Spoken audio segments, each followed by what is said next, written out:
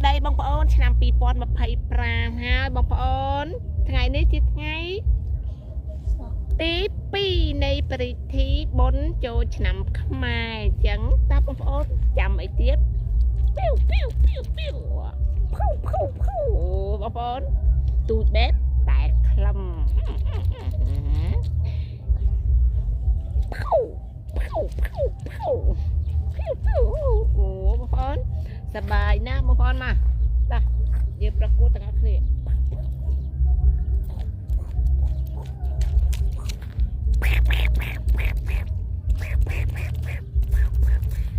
៉ាវហើយបងប្អូនជាមួយនឹងកូនក្មេងមួយសិនជាមួយគេបាច់បាច់ដាក់បាយវិញសូមឲ្យឆ្នាំ